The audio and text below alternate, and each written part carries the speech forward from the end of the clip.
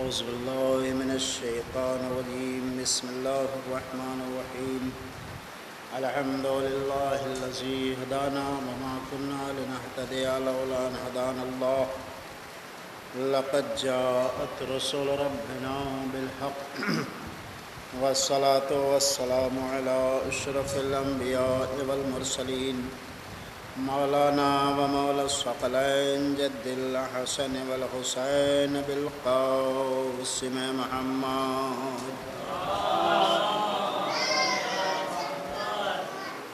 وآله الطيبين الطاهرين المعصومين ولعنة الله على أعدائهم أجمعين من يومنا هذا إلى يوم الدين. أما بعد فقد قال الله سبحانه تبارك وتعالى وقوله الحق.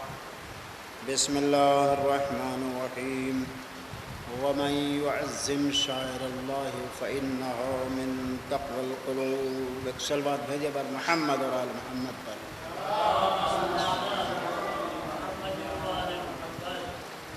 حضرات،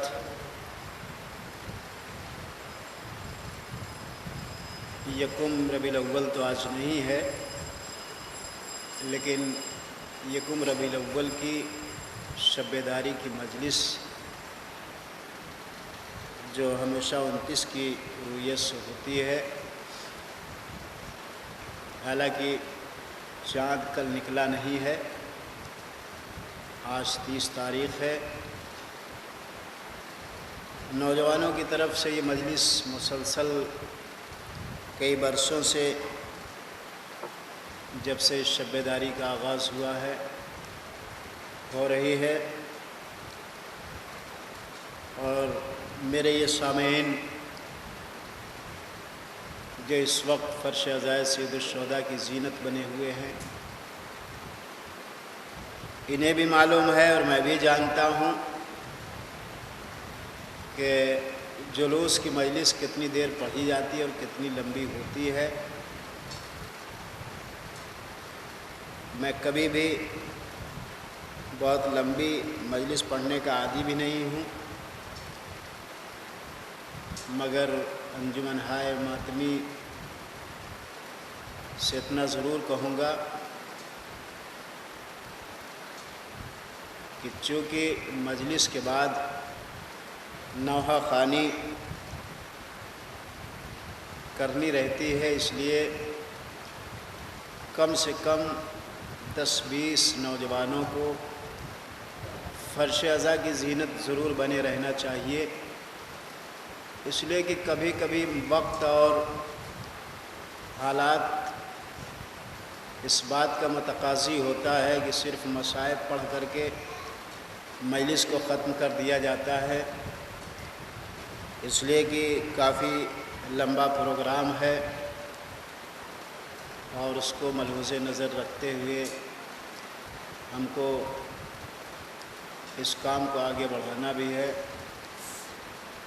اس لیے ابھی تک ناظم آپ سے دستبستہ گزارش کر رہا تھا، اب میں آپ سے گزارش کر رہا ہوں کہ اگر آپ کے پاس وقت اور موقع فراہم ہو تو فرش عزا کی زینت بن جائیے، اور فرش عزا کی زینت بننے کے بعد بی بی سیدہ کو ان کے لال کا پرسہ کما حقہ جو ہمیں دینا ہے وہ دیجیے. میں آج کل کے ماحول اور آج کل کے حالات کے مطابق گفتگو کو اس لیے کرنا مناسب سمجھتا ہوں کہ تھوڑے عرصے میں ابھی کچھ دنوں پہلے کچھ مہلت ہم کو مل گئی ہے، عزاداری اور فرش عزا کو بچھانے کا موقع اچھا مل گیا ہے. تو میں یہ چاہتا ہوں کہ اس کے حوالے سے کچھ پیغام جہاں جہاں بھی میرے نوجوان میری آواز کو سن رہے ہیں، میری اس بات کو بغور سنیں جہاں بھی بیٹھے ہوں، اس لیے کہ اہل بیت کیسی عزاداری پسند کرتے ہیں اور منشائے اہل بیت کیا ہے، نہ دنیا عزاداری کو روک پائی ہے اور نہ روک پائے گی انشاءاللہ، اس لیے کہ یہ وعدہ خدا کا ہے اور خدا نے وعدہ کیا ہے فاذکرونی اذکرکم، اگر تم میرے ذکر کو باقی رکھو گے تو میں تمہارے ذکر کو باقی رکھوں گا۔ اہل بیت ان فضیلتوں کے مالک ہیں کہ جنہوں نے اللہ کے نام کے باقی رکھنے میں کوئی کسر نہیں چھوڑی۔ آپ سوچیں کہ کتنی بڑی بڑی قربانیاں اللہ کی الوہیت کو بچانے کے لیے اہل بیت نے دی ہیں،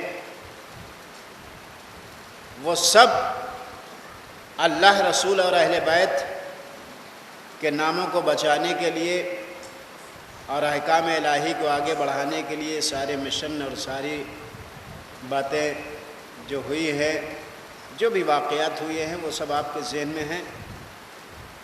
مگر میں آپ کو بتاؤں کہ قرآن مجید کی جس آیت کو میں نے آپ کے سامنے بعنوان کلام پیش کیا ہے وہ سورہ حج کی آیت نمبر 132 ہے، جس میں اللہ کہہ رہا ہے وَمَن يُعَظِّمْ شَعَائِرَ اللَّهِ فَإِنَّهَا مِن تَقْوَى الْقُلُوبِ، جو شخص بھی اللہ کی نشانیوں کی تعظیم کرتا ہے، اللہ اس کے دل میں تقویٰ جیسی دولت کو ڈال دیتا ہے۔ اگر متقی اور پرہیزگار بننا ہے اور مومن بننا ہے تو بغیر شاعر اللہ کی تعظیم کیے انسان متقی نہیں بن سکتا۔ ہم شاعر اللہ کی تعظیم کتنا کرتے ہیں وہ اپنے گریبان میں جھانک کر کے ہم خود اس کا احساس کر سکتے ہیں کہ ہم اللہ کی نشانیوں کی تعظیم کس حد تک کرتے ہیں۔ یہ امام بارگاہ، یہ علم مبارک، یہ تعزیہ، یہ ذوالجناح، یہ شبیہیں، یہ ساری کی ساری چیزیں شاعر اللہ، ہم کو ان کی تعظیم کرنا ہے۔ اگر ہم ان کی تعظیم کرتے ہیں تب تو ہم مومن اور متقی ہیں، اور اگر اس کی تعظیم نہیں کرتے تو ہم اپنے کو مومن اور متقی کہلانے کے حقدار نہیں ہیں۔ آج جو ماحول چل رہا ہے، میں اس ماحول کے مطابق اس بات کو کہنے کے لیے اپنے جوانوں سے اس لیے آگے بڑھ رہا ہوں اور یہ کوشش کر رہا ہوں کہ میرے نوجوانوں تک یہ بات جائے کہ ہم کو عزاداری کیسے کرنا ہے۔ کربلا اور مقصد حسین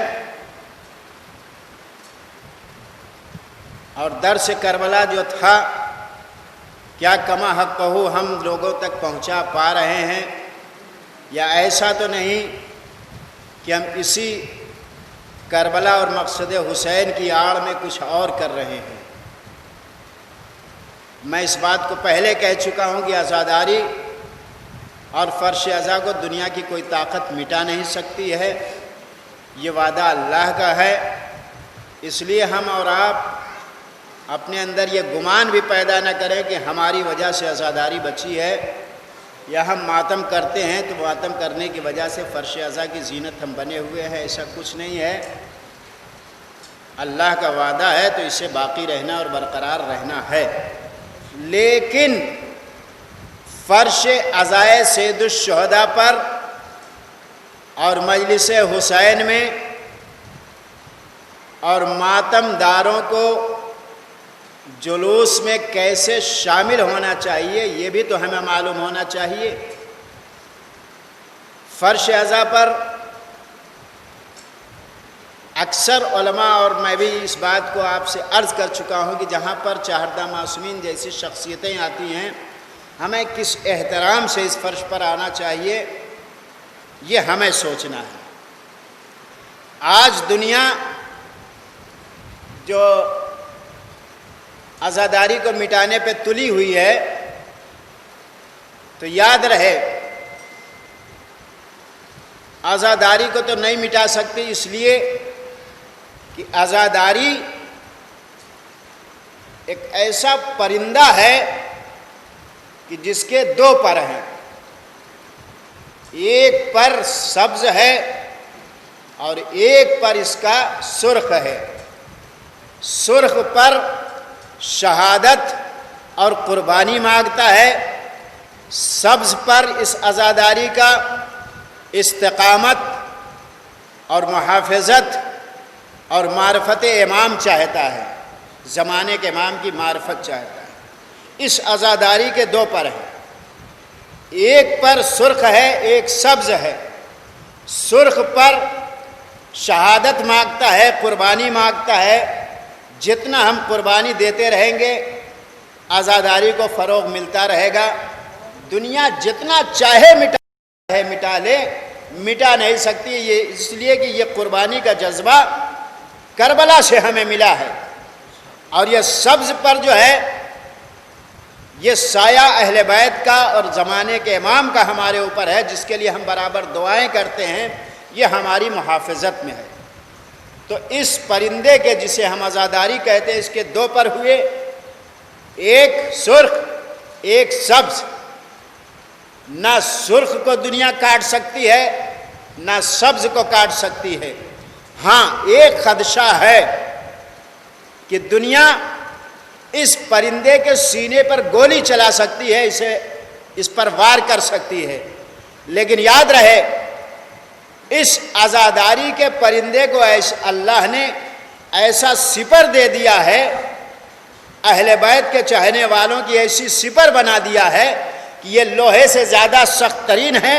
اس پرندے پر اگر وار بھی ہوگا تو اسے یہ روکنے کے لیے تیار ہے۔ یہ اہل بیت کے چاہنے والے، تو دنیا اس عزاداری پہ کسی بھی اعتبار سے وار نہیں کر سکتی، نہ اس کے داہنے پر کو کاٹ سکتی ہے، نہ بائیں پر کو کاٹ سکتی ہے، نہ سینے پہ گولی چلا سکتی ہے۔ اب بچا کیا؟ دنیا نے یہ سوچا کہ نہ ہم ان کے پروں کو کاٹ سکتے ہیں، نہ ہم ان کے سینوں پر گولیاں چلا سکتے ہیں، تو ایک تیسرا حربہ چلا۔ یہ دشمن ہمارے لیے تیسرا حربہ چلنے لگا۔ یہ تیسرا حربہ یہ ہے کہ انہی لوگوں میں سے ایسے لوگوں کو پیدا کیا جائے کہ جو سیاہ لباس بھی پہنے ہوں، ماتم بھی کرتے ہوں، عزاداری بھی کرتے ہوں، ان کے ذریعے سے اسے مجروح کیا جائے۔ تو آج ہمیں یہ دیکھنا ہے کہ کہیں ایسا تو نہیں اس عزاداری کے برپا کرنے میں کوئی ایسا شخص آ گیا ہو جو ہماری اس عزاداری پہ وار کرنا چاہ رہا ہے، ہمارا لباس پہنے ہوئے ہے، ہمارے طریقے سے واعظ و نصیحت کر رہا ہے، ہمارے طریقے سے مجلسیں پڑھ رہا ہے، ہمارے طریقے سے ماتم بھی کر رہا ہے، ہمارے طریقے سے سارا کام کر رہا ہے، لیکن اندر اندر یہ ہمارے اندر ایک سوراخ پیدا کر رہا ہے جو ہمیں کھوکھلا کرتا چلا جا رہا ہے۔ تو ہمیں ایسے لوگوں کو پہچاننا ہے۔ میں بتاؤں، میں زیادہ دور کی بات نہیں کر رہا ہوں، بالکل ابھی رات کی بات آپ کو بتا رہا ہوں، رات کی بات، کہ یہ عزاداری میں یہ کھوکھلا پن کیسے آ رہا ہے اور کیسے دشمن ہم پر وار کر رہا ہے۔ یہ کالا لباس، یہ مت سمجھیے گا کہ عزاداری کی پہچان ہے تو، لیکن کہیں ایسا تو نہیں کہ دشمن بھی کالا لباس پہن کر کے ہمارے درمیان آ کے بیٹھ گیا ہو، کہیں ایسا تو نہیں کہ دشمن ہمارے درمیان آ کے ماتم بھی کر رہا ہو۔ میں نے ابھی رات دیکھا، عزاداری کے لیے لوگ آتے ہیں، ماتم کرنے کے لیے لوگ آتے ہیں، میرے نوجوان اس بات پر متوجہ ہوں، خصوصاً نوجوانوں کے لیے یہ بات عرض کر رہا ہوں۔ میں نے ابھی رات دیکھا ہے، اس لیے اس بات کو عرض کر رہا ہوں، بار بار کہہ رہا ہوں، ویڈیو بن رہی ہے، جہاں جہاں آواز جائے گی اس کے بعد بھی لوگ دیکھ لیں گے۔ جو بات کہہ رہا ہوں بباغ دوحل کہہ رہا ہوں، میں نے آنکھوں سے دیکھا ہے، اس لیے مجھے تکلیف اس بات کی ہے کہ میرے نوجوان سدھر جائیں، عزاداری کو پامال کرنے کی کوشش نہ کریں، اس میں سیندھ نہ لگائیں، کالا لباس اور ماتم کر کے اس میں سیندھ نہ لگائیں۔ وہ معاملہ یہ ہے کہ میں نے دیکھا کہ ایک انجمن ماتم کر رہی تھی، انجمن عابدیہ ماتم کر رہی تھی، میں نوحہ سن رہا تھا، مکمل نوحہ سنا۔ سننے کے بعد میں جب واپس آیا تو کچھ لوگ تھے، مجھے لگا کہ شاید کہ جعفر آباد کے لوگ تھے، اس لیے کہ جعفر آباد کی انجمن اس کے بعد آئی تھی۔ تو گاڑیوں کی آڑ میں دو نوجوان کھڑے ہوئے. اب میں نے یہ نہیں دیکھا کہ وہ کیا چیز تھی، مگر سگریٹ نہیں تھا، وہ سگریٹ کے طریقے سے کوئی چیز تھی جو مکمل لمبی سی تھی، موٹی سی. وہ دونوں نوجوان پی رہے تھے، اور ظاہر سی بات ہے کہ یہ نشے والی چیز پینے کے بعد یہ جا کے ماتم بھی کیے ہوں گے، اور ماتم کرنے کے بعد یہ کہتے ہیں کہ ہم عزادار ہیں حسین کے اور سچے چاہنے والے ہیں. یہ مرض پاکستان میں تو تھا، لیکن بحمد اللہ ہندوستان میں نہیں تھا. لیکن یہ پیسے کی کثرت اور ہماری غفلتوں کی وجہ سے ہمارے نوجوان کچھ بگڑ رہے ہیں. تو عزاداری کو ایسا نہ بناؤ. ماتم کرنا ہے تو غم حسین منانا ہے، صدق نیت سے منانا ہے. جو ہمارا دل ہے اہل بیت پہ حاضر ہے، مریں جئیں جو بھی ہو، لیکن نشہ کر کے اور ایسے آلات اور ایسی چیزوں کو کھا پی کر کے ہم ماتم اور مجلس میں نہ آئیں. یہ میرے نوجوان سن لیں، اگر اسی طریقے سے عزاداری ہوتی رہی، ماتم ہوتا رہا، تو ہمارا دین، حالانکہ میں تو یہ نہیں کہہ سکتا کہ دین پامال ہو جائے گا. دین تو بچانے کا وعدہ اللہ کا ہے، اسلام پھیلانے کا وعدہ اللہ کا ہے. دنیا کی کوئی طاقت اسے روک نہیں پائے گی. میں بار بار اس بات کو کہہ رہا ہوں. لیکن اپنی زندگی برباد کریں گے، اپنا سب کچھ برباد کریں گے، دین کو پامال نہیں کر پائیں گے. اسلام پہ کوئی حرف نہیں آنے پائے گا انشاءاللہ، اس لیے کہ وعدہ اہل بیت کا ہے، اللہ کا ہے. تو یہ نوجوان سدھر جائیں، اپنی زندگی اور اپنے صحت و تندرستی کو خیال کرتے ہوئے، جب صحت رہے گی ماتم کریں گے، صحت رہے گی مجلسوں میں آئیں گے، صحت و تندرستی رہے گی دور دور حسین کی عزاداری برپا کرنے کے لیے ماتم کرنے جائیں گے. جب صحت ہی نہیں رہے گی، یہ حسین کا غم کیسے برپا کریں گے؟ اس لیے میرا یہ پیغام بڑا دکھ بھرا تھا. اس لیے میں اپنے اس علاقے، خصوصاً اپنے مومنین کہ جو ہمارے اس علاقے کے ہیں، اپنے اپنے گھروں میں اور اپنے اپنے بچوں کو اس بات کی تاکید کریں کہ کبھی بھی اہل بیت کا غم ایسے عالم میں نہ کریں. ویسے تو ایسی چیز کرنا ہی نہیں ہے. تو شاعر اللہ، تعظیم اہل بیت، تعظیم شاعر اللہ، اگر ہمارے دل میں یہ جذبہ ہے کہ ہم اہل بیت کے چاہنے والے ہم ماتم کریں گے، تو جب دل میں جذبہ ہوگا، محبت ہوگی، تو ہم اس عالم مبارک کی تعظیم کریں گے. تب ہم مجلس حسین میں جب برپا ہوگی بیٹھیں گے تو احترام جانیں گے کہ کیسے مجلس میں بیٹھا جاتا ہے. بس عزیزو، اللہ کی نشانیوں میں سے تمام نشانیاں ہیں. انہی نشانیوں کو برقرار رکھنے کے لیے ہم اہل بیت کے چاہنے والے علم کو سجاتے ہیں، ذوالجناح سجاتے ہیں، عماریوں کو بناتے ہیں، شبیہیں بناتے ہیں، اس کا احترام کرتے ہیں، آنکھوں سے لگاتے ہیں اور بوسہ لیتے ہیں. اور یاد رہے، حتی الامکان ہر مومن بندہ جو بھی فرش عزائے سید الشہداء پر آئے، کوشش یہ کرے کہ باوضو رہے. سب سے پہلا کام ہمارا یہ ہے کہ چاہے فرش عزا پر ہوں، چاہے ماتم کے موقع پر ہوں، ہمیشہ ہم جب باوضو رہیں گے تو یقیناً اہل بیت ہم سے خوش ہوں گے. اور یہ نہ سمجھیے گا کہ اہل بیت ہم سے دور رہتے ہیں.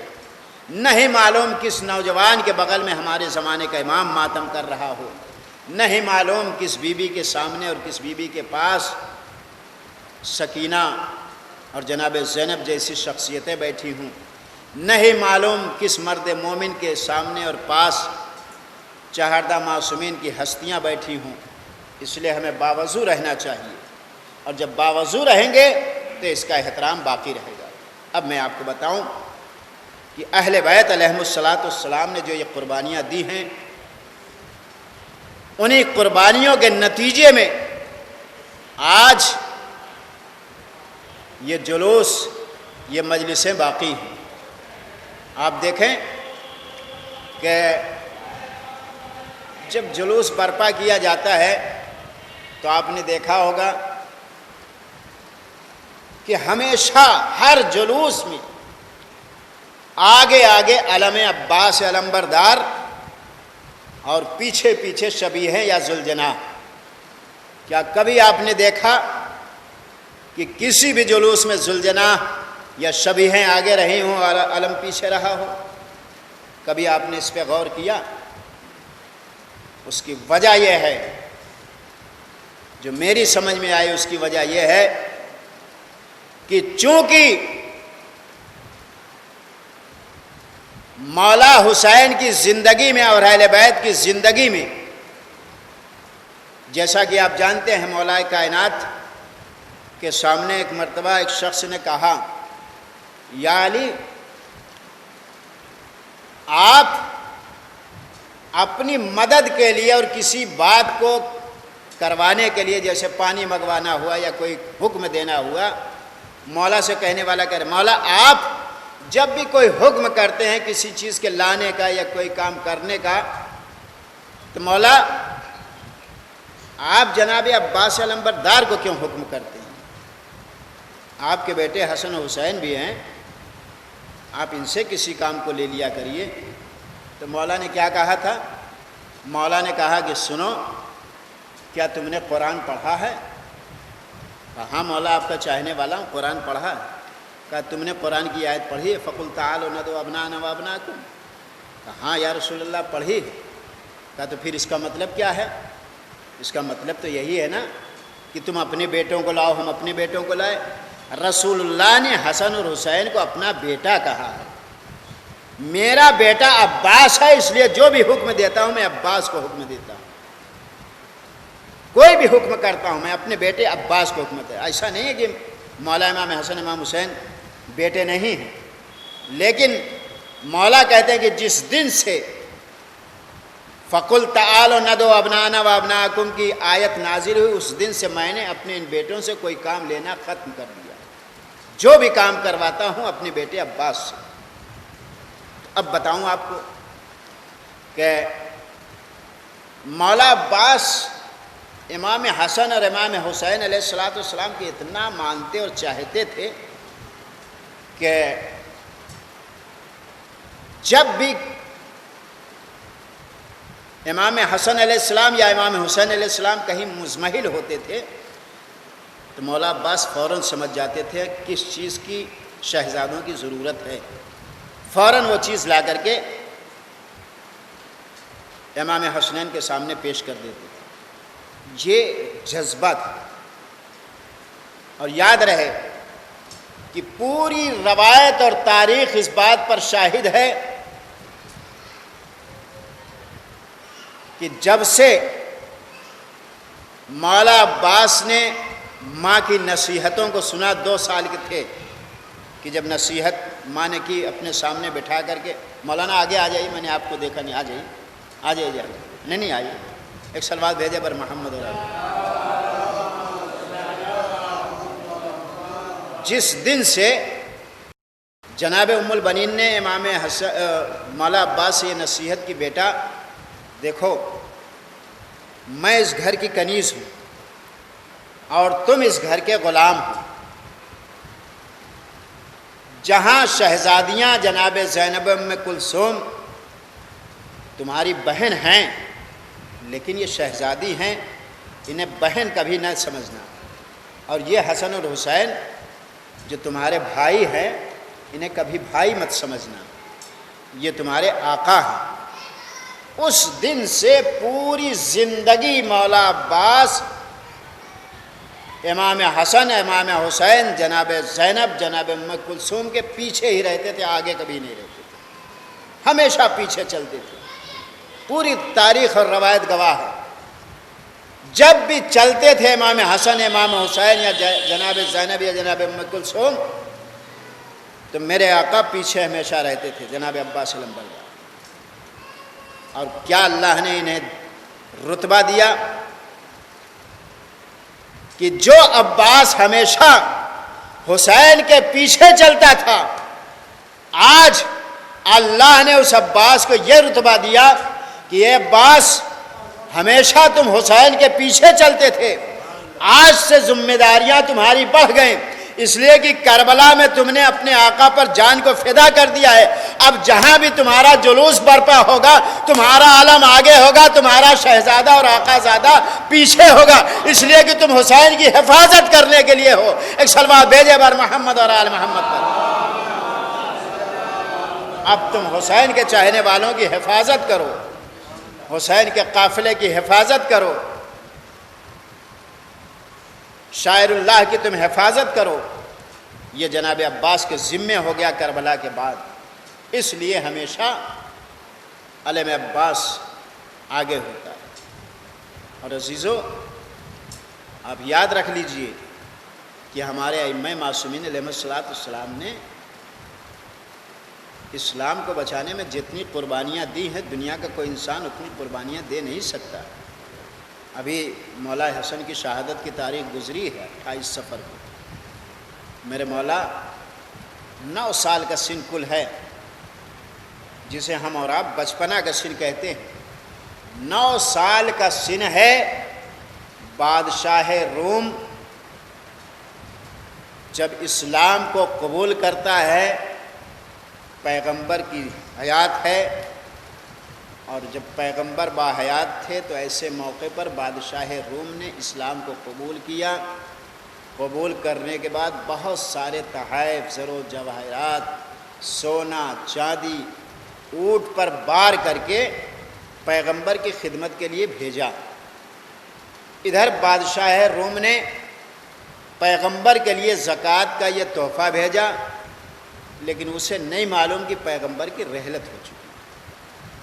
سارا تحفہ جو زکوٰۃ کی شکل میں تھا، یہ بادشاہ روم کا فرستادہ سپاہیوں کی جھرمٹ میں لے کر کے چلا، اور چلتے چلتے مدینہ پہنچا۔ اور مدینہ جب پہنچا یہ تو اس نے کہا کہ لوگوں یہ بتاؤ کہ اس بستی میں وہ محمد کون ہے جو اللہ کا رسول ہے؟ تو لوگوں نے کہا کہ رسول اللہ کی تو وفات ہو گئی، ان کی رحلت ہو گئی۔ کا بادشاہ روم نے یہ تحفہ بھیجا ہے، بہت سارے زر و جواہرات ہیں، سونے چاندی ہیں۔ اس نے یہ کہا ہے کہ رسول اللہ کی خدمت میں لے جا کر کے اسے پیش کر دینا۔ اگر رسول اللہ نہیں ہے تو یہ بتاؤ کہ ان کی مسند پر بیٹھا کون ہے؟ اب ظاہر سی بات ہے جو لوگ تھے وہ لوگ لے کر کے گئے۔ جب دربار میں پہنچے تو پہنچنے کے بعد اس فرستادہ نے کہا کہ ایسا ہے، بادشاہ روم کی طرف سے یہ سونا چاندی زر و جواہرات سارے لدے ہوئے اونٹوں پر ہیں۔ پیغمبر کی خدمت میں چونکہ اس نے اسلام کو قبول کیا ہے، اور پیغمبر نے لوگوں کو بھیجا تھا اسلام کی دعوت دینے کے لیے، تو اس نے اسلام کو قبول کیا اور زکوٰۃ ادا کی ہے، اور یہ زر و جواہرات پیغمبر کی خدمت میں پیش کیا ہے۔ اگر رسول اللہ نہیں ہے تو یہ بتاؤ کہ رسول اللہ کی مسند پر کون بیٹھا ہے؟ تو لوگوں نے کہا فلاں صاحب بیٹھے ہوئے ہیں۔ کہا مجھے ان کے خدمت میں لے چلو۔ خدمت میں لے جایا گیا۔ کہا ایسا ہے کہ بادشاہ روم نے کچھ سوالات کیے ہیں، اگر یہ سوال آپ اس کا جواب دے دو گے تو سارا خزانہ بادشاہ روم کی طرف سے جو آیا ہے یہ آپ کے حوالے کر دیا جائے گا۔ اب ظاہر سی بات ہے منہ میں پانی آ گیا۔ زر و جواہرات سے لدے ہوئے اونٹ ہیں، اور سونا چاندی، تحفے، تحائف، لباس، ساری چیزیں لدی ہوئی ہیں۔ تو انہوں نے سوچا کہ بھیا جلدی بتاؤ سوال کیا ہے؟ کا سوال یہ ہے کہ یہ بتاؤ کہ اللہ نے منہ کا مزہ میٹھا کیوں رکھا ہے؟ دوسرا سوال یہ ہے کہ یہ بتاؤ کہ آنکھ کے اندر اللہ نے نمکینیت کیوں رکھی ہے؟ تیسرا سوال یہ ہے کہ یہ بتاؤ کہ اللہ نے کان کے اندر یہ جو اللہ نے اس کے اندر رکھی ہے اس کی طاقت کیوں رکھی ہے؟ تو ظاہر سی بات ہے انہوں نے کہا کہ بھیا اتنا سخت سوال اللہ نے میٹھا منہ میں کیوں رکھا، آنکھ میں نمکینیت کیوں رکھی، اور کان کے اندر یہ مادہ کیوں رکھا، یہ چیزیں شیرینی اگر کان میں رکھتا تو کیا حرج تھا، نمکینیت منہ میں رکھتا تو کیا حرج تھا۔ تو انہوں نے جواب دینے سے معذور ہوئے۔ ایسا ہے ایک صاحب اور ہیں، ان سے پوچھ لیا جائے۔ دوسرے صاحب کی خدمت میں گئے، بھیا آپ بتا دیجئے۔ انہوں نے کہا میری بھی سمجھ میں نہیں آ رہا ہے۔ تیسرے صاحب کی خدمت میں بھیجا گیا، کہا میری بھی سمجھ میں نہیں آ رہا ہے۔ تو اس نے کہا یہ کیسا دین اور کیسا اسلام ہے کہ بغیر سمجھے بوجھے تو بادشاہ روم نے اس اسلام کو قبول کر لیا، اور یہاں جب آیا ہوں تو یہ سوالات کا جواب نہیں کوئی دے پا رہا ہے۔ یہ دین سمجھ میں میری نہیں آتا۔ جیسے دین کے اوپر حرف آیا، اسی بزم میں جناب سلمان بیٹھے ہوئے تھے۔ کہا سن، یہ جواب کیا دیں گے، چل میرے ہمراہ چل، میں تجھے ان چیزوں کا جواب دلواتا ہوں۔ لے کے چلے جناب سلمان، پہنچے ڈیوڑیے سیدہ پر پہنچے، دق الباب کیا۔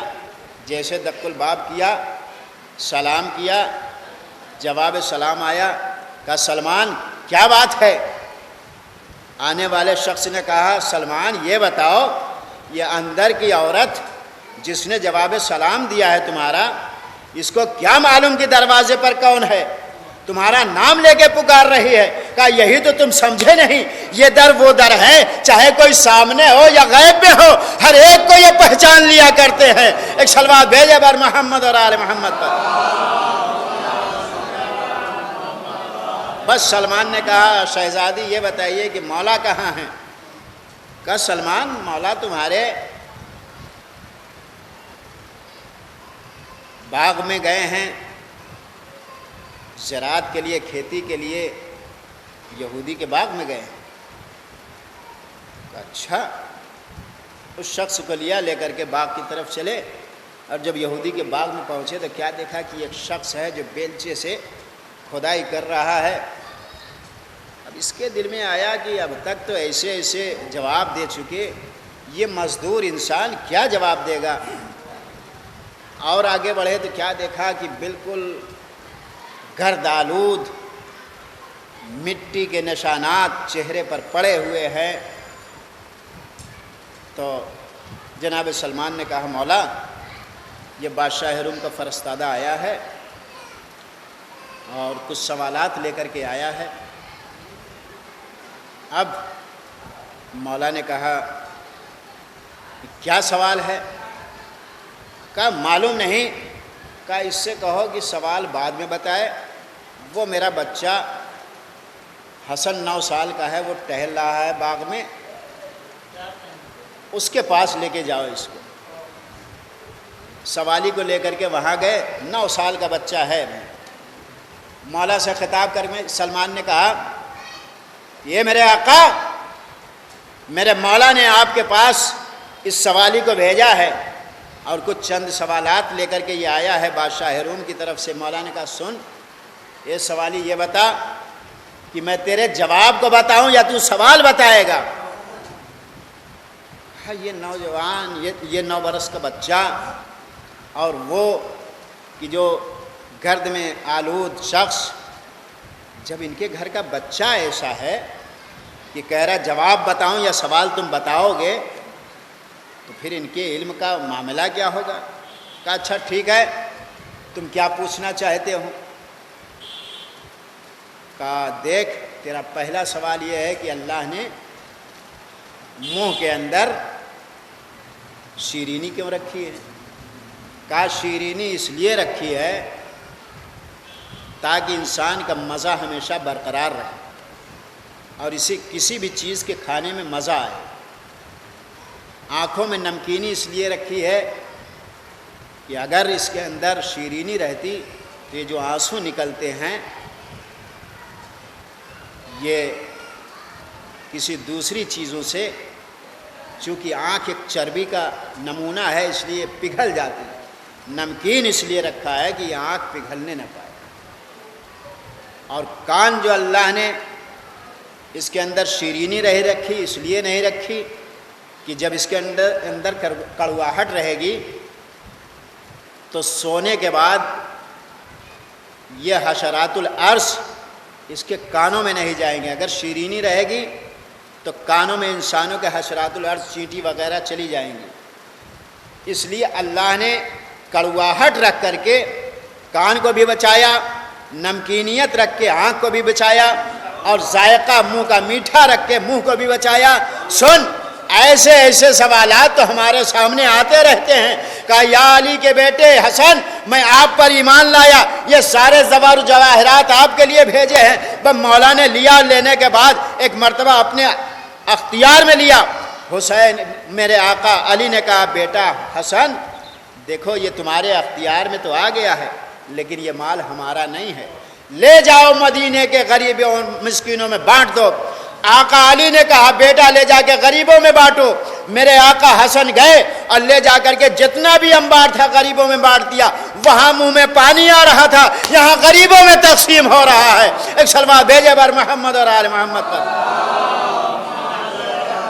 تو اسلام کو ایسے آگے بڑھایا گیا ہے، دین کو ایسے آگے بڑھایا گیا ہے، معمولی بات نہیں ہے۔ اہل بیت علیہ السلام نے دین کو ایسے آگے بڑھایا ہے، اسلام کو ایسے لوگوں نے قبول کیا ہے۔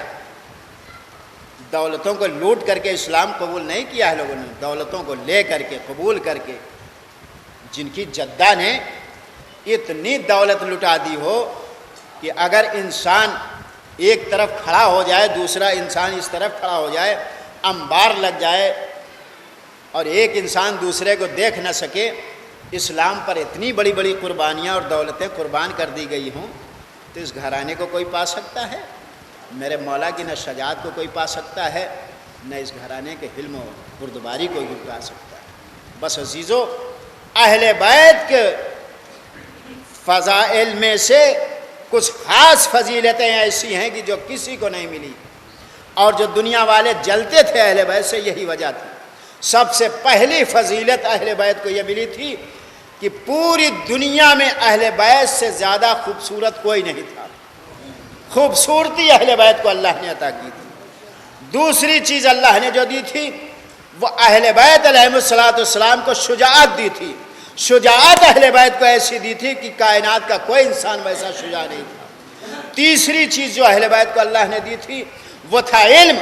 علم اہل بیت ایسا تھا کہ ساری دنیا کے لوگ ایک طرف ہو جائیں، اہل بیت کا علم ایک طرف ہو جائے۔ بھائی اسی لیے میرے نویں امام محمد تقی علیہ السلام کی خدمت میں جب ابو ہاشم آئے اور آنے کے بعد عرض کیا مولا کچھ کمالات، کچھ فضائل ہمیں بھی عطا کریے۔ یہ گفتگو مولا سے ہو رہی تھی کہ ہوتے ہوتے کیا دیکھا کہ ایک شخص ہندوستان کا آیا اور آنے کے بعد مولا سے گفتگو کرنے لگا ہندوستانی زبان میں۔ تو ابو ہاشم نے کہا مولا یہ تو ہندوستان کا رہنے والا ہے، ہندوستان کی زبان بول رہا ہے، مولا آپ کی زبان عربی ہے، مولا آپ عربی جانتے ہیں، یہ اس کی زبان میں کیسے گفتگو کر رہے ہیں؟ تو مولا نے کہا حیران مت ہو، اللہ نے ہر علم ہمیں دیا، ہر علم ہمیں دیا۔ کہا ابو ہاشم وہ کنکری پڑی ہوئی ہے، اٹھا لاؤ۔ کنکری ابو ہاشم گئے، لیا، لینے کے بعد امام کی خدمت میں پیش کر دیا۔ پیش کرنے کے بعد مولا نے اس کنکری کو ہاتھ میں لیا، لینے کے بعد زبان نکالی، تھوڑا سا اس کنکری میں ٹچ کر دیا۔ ایسا نہیں کہ اسے اپنی زبان میں رکھا ہو، اپنی زبان میں نہیں رکھا، تھوڑا سا اپنی زبان سے اس کنکری کو ٹچ کر دیا، اور ٹچ کرنے کے بعد کہا کہ اس کنکری کو اپنے منہ میں رکھ لو۔ ابو ہاشم کا بیان ہے جیسے میں نے کنکری کو اپنی زبان میں رکھا اور منہ میں رکھا، مجھے اتنا زیادہ علم آ گیا کہ جو یہ ہندوستانی زبان میں مولا سے بات کر رہا تھا، میں اس کے بھی مفہوم کو سمجھ رہا تھا، آقا کے بھی مفہوم کو سمجھ رہا تھا۔ مجھے اللہ نے 70 زبانوں کا مالک بنا دیا۔ بھائی یاد رکھنا، جب اہل بیت کا علم اتنا ہے کہ ایک چاہنے والے کو 70 علم دے سکتا ہے، اس اہل بیت کے مقابل میں دنیا کیا آ سکتی ہے؟ ایک صلوات بھیجے بر محمد اور آل محمد پر۔ دنیا ان کے علم کا اندازہ کیا لگا سکتی ہے؟ اہل بیت کے علم کا اندازہ دنیا نہیں لگا سکتی ہے۔ اتنا علم اللہ نے اہل بیت کو دیا، خوبصورتی ان کے در پہ، شجاعت ان کو اللہ نے دی، علم ان کو اللہ نے دی ہے، اور سخاوت بھی نہیں کے در کا ہے۔ بس یہی میرا ربط مسائل ہے۔ سخاوت یہ لفظ تو چھوٹا ہے اہل بیت کے لیے، اس لیے کہ علماء نے اس کی 4 قسمیں لکھی ہیں۔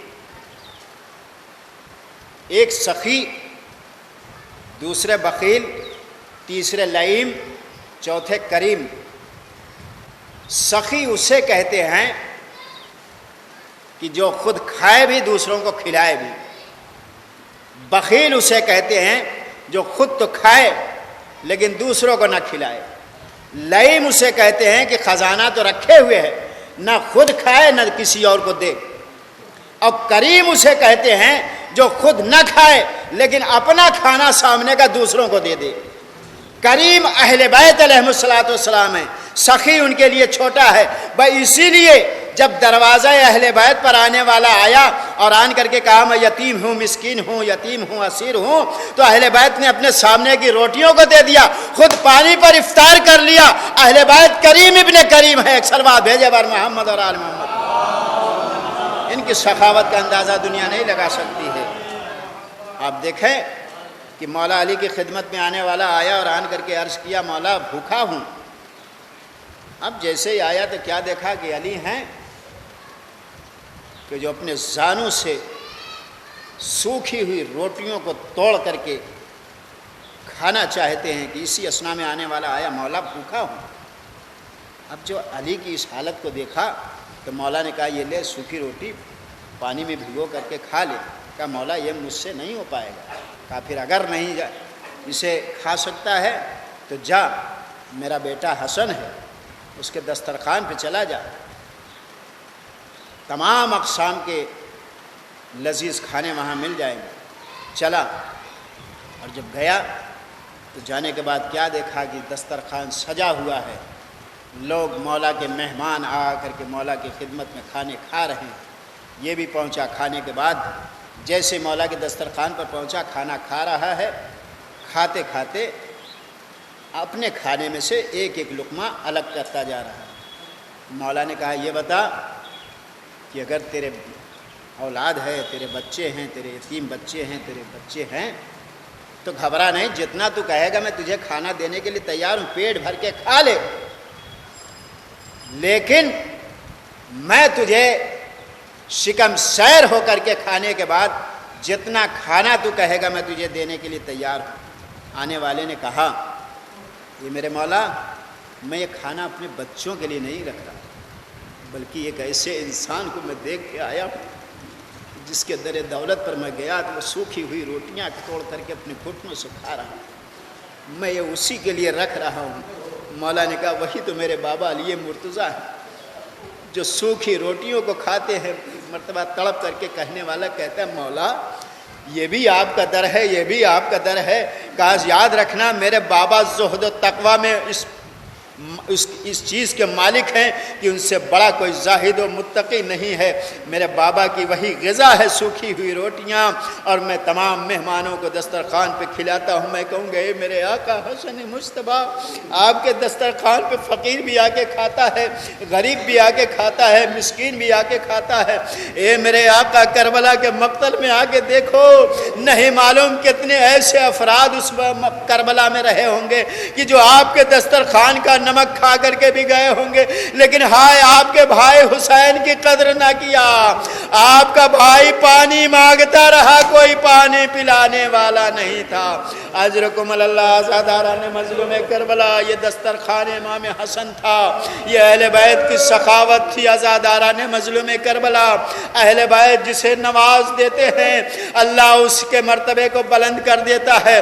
ایک معظمہ کا واقعہ آزادارو ہے کہ ایک معظمہ آقا حسین کی فرش عزائے سید الشہداء اور مجلس برپا کرتی تھی. جب بھی کماتی کچھ پیسے ہو جاتے فوراً فرش عزا بچھا دیتی, مجلس حسین کیا کرتی تھی. مسلسل اس کا یہ شعار تھا, جب بھی کام کرتی شعار کرتی, کاموں کو کرتی, جب بھی کچھ پیسے اکٹھا ہوتے حسین کی فرش عزا بچھا کر کے مجلس برپا کر دیتی. اے عزادارو, اگر اس کے پاس کچھ نہیں ہوتا تھا تو تبرک میں چاہنے والوں کو پانی پلا دیا کرتی تھی. عزادارہ نے مظلوم کربلا اس معظمہ کا یہ شعار مسلسل رہا ہے. اور ہر شب جمعہ وہ قبرستان پہ جاتی تھی, اور قبرستان پہ جانے کے بعد قبرستان پہ بیٹھے ہوئے وہ مومنین جو اپنے اعزاء و اقربا کے قبروں پر بیٹھ کر قرآن پڑھتے تھے, فاتحہ پڑھتے تھے, انہیں پانی پلایا کرتی تھی. عزادارہ نے مظلوم کربلا روایت کے یہ جملے ہیں کہ وہ معظمہ ایک شب جمعہ گئی اور جانے کے بعد تمام لوگوں کی خدمت میں گئی, پانی پلاتے پلاتے پلا رہی ہے. عزاداروں ایک مرتبہ اپنے اعزاء و اقربا کے قبر کے قریب پہنچی تو کیا دیکھا کہ میرے اعزاء و اقربا کی قبر پر ایک ایسی معظمہ بیٹھی ہوئی زاروں قطار رو رہی جسے وہ پہچان نہ سکی. آواز دیا, اے معظمہ تیرا احسان ہے, میں اپنے اعزاء و اقربا کو بھول کر کے آقا حسین کے چاہنے والوں کی خدمت کرتی ہوں, میں اپنے آقا حسین کے چاہنے والوں کو پانی پلاتی ہوں. اے معظمہ تم یہ بتاؤ کہ تم کون ہو جو میرے اعزاء و اقربا کی قبر پر بیٹھ کے ایسے گریا کر رہے جیسے لگتا ہے کہ تمہارا کوئی عزیز اس دنیا سے گزر گیا ہو. میں ایک مرتبہ نقاب الٹا, اے میری چاہنے والی جس کے نام پہ تو پانی پلا رہی ہے, میں اسی حسین کی دکھیاری ماں فاطمہ. اجرکم اللہ. عزادارہ نے مظلوم کربلا خدا کوئی غم نہ دے سوائے غم سید الشہداء کے. آقا حسین کی ماں نے کہا, اے معظمہ میں کوئی اور نہیں ہوں, میں اسی حسین کی ماں فاطمہ زہرا ہوں. اے عزادارو انصاف سے بتاؤ, جس ماں کو اتنا ارمان ہو کہ اگر کوئی حسین کا چاہنے والا حسین کے نام پر پانی پلا رہا ہے تو جناب فاطمہ زہرا اس کے عمل کو کرتی ہے. اے نوجوانوں, خدا تمہیں سلامت رکھے. اگر تم حسین پر ماتم کرتے ہو تو یقیناً فاطمہ تمہارا احسان نہ بھولیں گی. یہی وجہ ہے کہ روز محشر فاطمہ زہرا بغیر اپنے چاہنے والوں کے بخشوائے جنت میں قدم نہ رکھیں گے. اے فاطمہ زہرا, اگر ہم سے کوئی گستاخی ہو جائے اور اس فرش عزا پر کوئی کمی ہو جائے تو اسے معاف کر دینا, اس لیے کہ ہم کما حق ہو آپ کے لال کی معرفت نہیں رکھتے. ہاں جتنی بھی معرفت ہے ہم حسین پر گریا کرتے ہیں. ہائے فاطمہ زہرا کربلا کے مقتل میں اپنے لال کو رو رہی ہے, ارے قافلے کے ہمراہ چلتی ہوئی رو رہی. یہی وجہ ہے کہ قید خانہ شام میں جب یہ قافلہ قید کر دیا گیا تو ایک دن آنے والا آیا, آن کر کے عابد بیمار سے کہنے لگا, اے عابد بیمار, ارے رات کی تاریکی میں کوئی بی بی ارے اس قید خانے کے پاس آ کے زارو قطار روتی, اس بی بی سے کہہ دو باہر آ کے نہ رویا کرے. میرے آقا کہتے ہیں, اے آنے والے, ہم میں سے کوئی بی بی باہر جا کے نہیں روتی. عزادارہ نے مظلوم کربلا تاریخ بتاتی ہے, روایت بتاتی ہے کہ رات کا آدھا حصہ گزر گیا, بی بی کے رونے کے آواز آئے, داروغہ زندان آگے بڑھا, اے عابد بیمار چلو دیکھو ایک معظمہ ہے جو زارو قطار رو رہی ہے, ہائے حسین, ہائے حسین کہہ کے رو رہی ہے. اب جو میرے چوتھے امام نے ہاتھوں کی ہتھکڑیاں سنبھالی, پیروں کی بیڑیاں سنبھالی, معظمہ کے قریب گئے تو کیا دیکھا, اماں فاطمہ سر کو بکھرائے بیان کر رہی ہے, اے میرے لال حسین, کربلا کے مقتل میں تجھے 3 دن کا بھوکا پیاسا شہید کر دیا گیا. اے بیٹا حسین, میری بیٹیوں کو قید خانے میں قید کر دیا. وَسَيَعْلَمُ الَّذِينَ ظَلَمُوا يَوْمَ الْقِيَامَةِ مَا كَانُوا